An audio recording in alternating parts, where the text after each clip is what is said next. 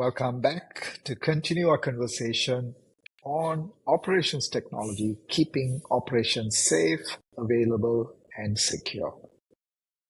And those of you missed our previous episodes, we've been having an interesting conversation with Raj. We spoke about the environment for operations technology. We discussed the current threat landscape, challenges in securing operations technology, best practices for operations technology, role of emerging technologies. And in the last episode, we also spoke about the regulatory and compliance requirements. And today we are going to talk about the importance of incident response and recovery. Raj, thank you so much for making time. And tell me, how important is it to have an incident response and recovery plan? Thank you very much for having me, Christy. So when it comes to importantness, so let me start a story about the recent attack, which is recently happened in 2021, which is a Olsma water treatment plant attacked in USA.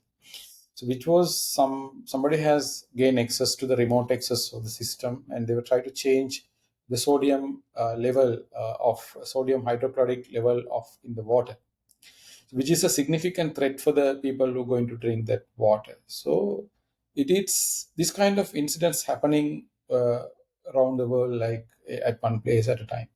So it's very important to have how we act for the post attacks.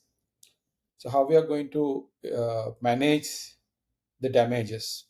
So where the incident response it's coming to handy, and it's a very much important to have safety measures to manage the post incidents. So when it comes to incident reports response plan for OT environments, there are a lot of preparations need. So there should be incident response team who establish the clear roles and responsibilities, both OT and IT counterparts. So they should be clearly told the demarcations to what's their coverage level. And also we need to have a proper communication plans, how these things will be communicated, which stakeholders and which level and which media it should go, and all these things need to be properly told to them to minimize and the correct authentic message to be delivered to the desired or relevant stakeholders. It shouldn't be much more or it shouldn't be lesser. So it need to be as it is, with the integrity, with the right way. So that the communication plans need to be in place, and also the training drills. So how we do on the fire drills, likewise, they also need to be a security drill day.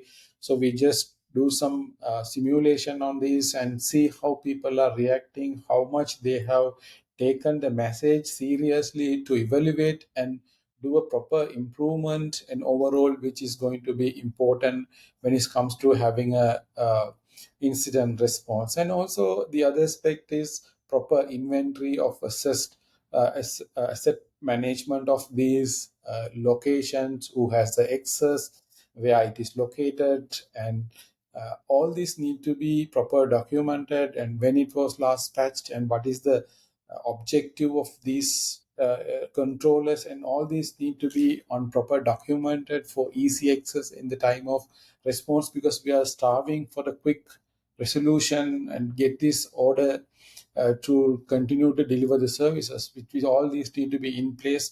Otherwise, if there are going to be additional delays incur, finding out all these informations and so on.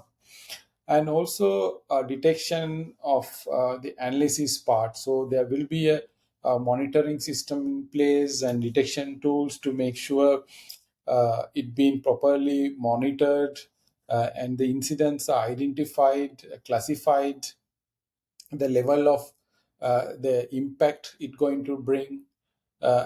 Those need to be in place. So there is a mechanism to how, what level of we distinguish or classify it's a impactful attack need to be reported.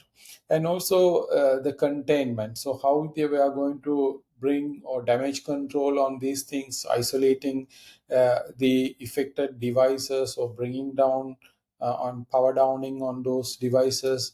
It can be short-term containment or can be a long-term containment. It may be taught, and these protocols need to be set to the stakeholders, and also the recovery plan. So how we are going to recover restoration of systems. So we need, there should be some level of backups need to be restored, and what's the procedures to go along with this, which is going to improve the response post effect. So immediately we just trashed out all these, erased the memories on that, and we just push the new backups of the configurations and get into and also validation of testing. So when been repatched, so how what's the mechanism to test before it's going to live, so that trials need to be done, validation and testing part.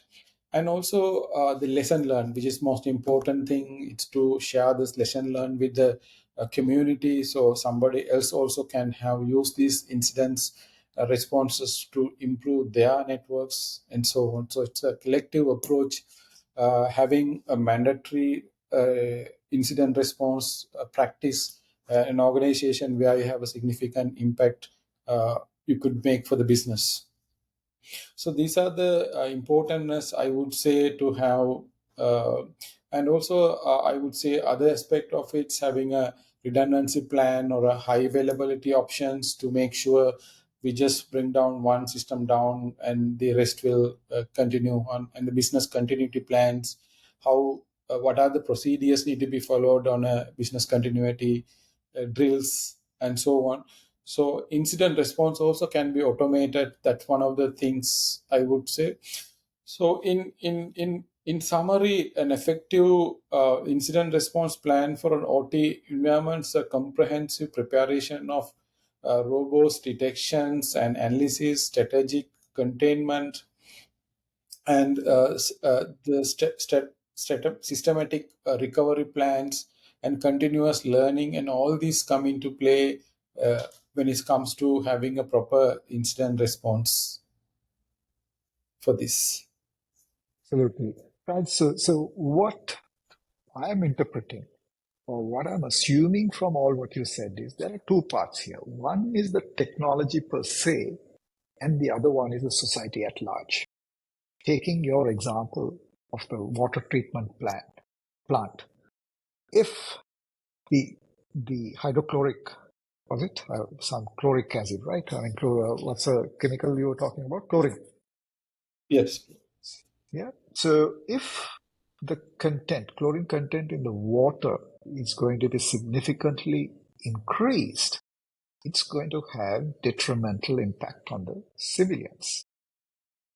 And the reverse is also true. Yep. If the water is not treated adequately, it will also have an impact in the society. There could be diseases like cholera, diarrhea. There could be other waterborne diseases which could spread. So when we look at incident response, it is important, as you rightly said, to have an inventory of all the assets and the functions each of them do. And also it is important to know who has access to it. So access control monitoring is paramount. And again, when you look at the users, you have the end user and also you have an administrative user. So it should be role-based, where the task should be driving the access which is granted to that individual. From an administrator's perspective, the access should be on a need basis to the extent required. Nothing more, nothing less. It should be session-based. And I guess it is also important to secure those devices from which access is gained to these technologies. So they have to be protected as well. And the next thing, what you also said is to continuously monitor the environment. Look for anomalies. And it is important for the professionals in this industry to look at a scenario-based incident response plan. So everything is scenario based. And if they have a particular incident which maps to a scenario, the ability for them to act rapidly and swiftly, they will be more effective rather than having a very generic plan. And you also, in the previous episode, you walked the viewers through the NIST framework, right? So you said it is one of the important framework, CSF, which is adopted for critical information infrastructure organizations. So I guess it clearly details that, you need to identify the asset, you need to protect the asset, you need to also have controls to detect effectiveness and deviations or weakness in the control, and then response and remediation, right? So here the challenge is, we are not just talking IT, we are talking IT plus OT plus the civilians. So when you do a simulation, you need to have all these things embedded into your plan. IT is much more easy. It is limited. You have the IT team and the business users. The most they can impact is maybe, the services can be disrupted. It may or may not impact the lives. But here it can directly impact the life of a citizen. So with that thought, Raj, thank you so much for quoting this particular example, and I think it really brought out the importance of an incident response plan and a business continuity strategy. Thank you so much for your time, and we will have 2 more episodes where we're going to be talking about, one of them will be in terms of collaboration and sharing of information, and the last one would be the future trends of the OT security. So I look forward to hosting you for the next session where we're going to be talking about information sharing. Thank you, Raj. Thank you very much, Sujit.